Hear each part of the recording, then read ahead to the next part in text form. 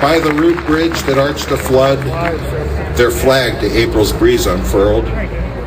Here once the embattled farmer stood and fired the shot heard round the world. Ralph Waldo Emerson. The world is a big place, and echoes from faraway battlefields fade over time. We've forgotten the lessons of our fathers, abandoned the past, and ceased heeding Patrick Henry's warning to guard with jealous attention the public liberty. By letting down our guard, we've tolerated and thus made inevitable a long train of abuses and usurpations. We now tolerate as the natural order of things unnatural abominations which our founders deemed sufficient cause for war. We tolerate bureaucrats sending hither swarms of officers to harass our people and eat out their substance. We tolerate masked ninjas descending on our homes and businesses with arcane freedom-crushing edicts that all the king's men could not have dreamed up in their wildest fit of vindictive megalomania. We tolerate international alliances and treaties destructive to our sovereignty and security. We tolerate warrantless searches, seizures of our property without due process, spying into our personal affairs, and transactions and interference in the way we raise our children. We tolerate oath-breaking and corruption from our highest public officials. We even tolerate mock trials from punishment for any murders. And that must have emboldened those who would control us more than anything. And why not?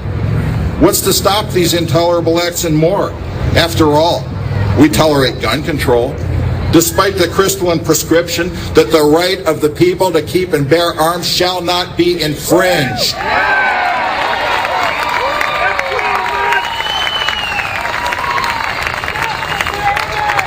Stroke of the pen, law of the land, kind of cool. Paul Begala, Clinton aide. This is the new philosophy of imperial America, unconcerned with enumerated powers, unchecked by legislative and judicial co-conspirators, unchallenged by media manipulators, and unaccountable to a detached electorate that for the most part willingly buys into the charade. We tolerate it because by losing our sense of history, we've lost our benchmark to measure how far our rights have been degraded. People literally do not know what they're missing.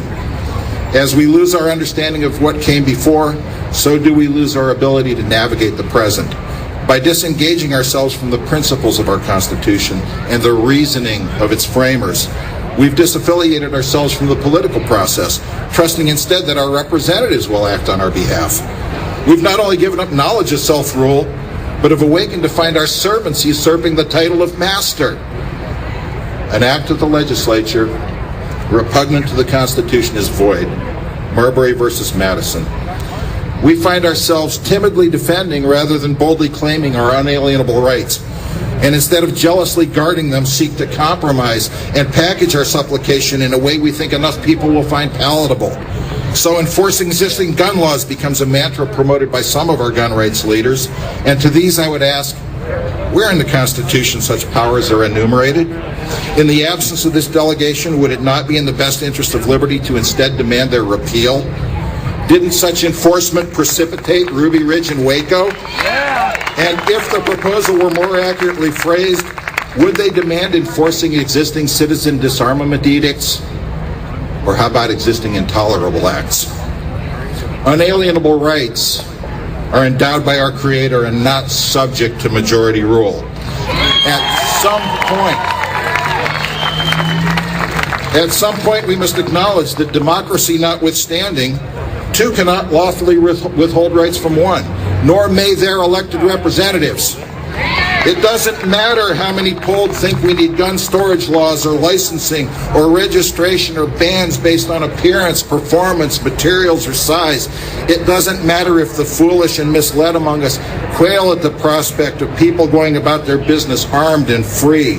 At some point, we must recognize that quote-unquote good law-abiding citizens do not register nor turn in their firearms when mandated by arrogant mandarins and constitutionally repugnant laws, but instead show allegiance to the supreme law of the land. And the answer to anyone demanding that we do otherwise must always be a resounding and defiant no. At some point, we must no longer tolerate intolerable acts. and must come to grips with the deterrent purpose behind an armed citizenry. We must realize that if we break ranks and flee, the darkness will surely come, that the only way to avert the terror it will bring is to confront its agents now with unity and resolve.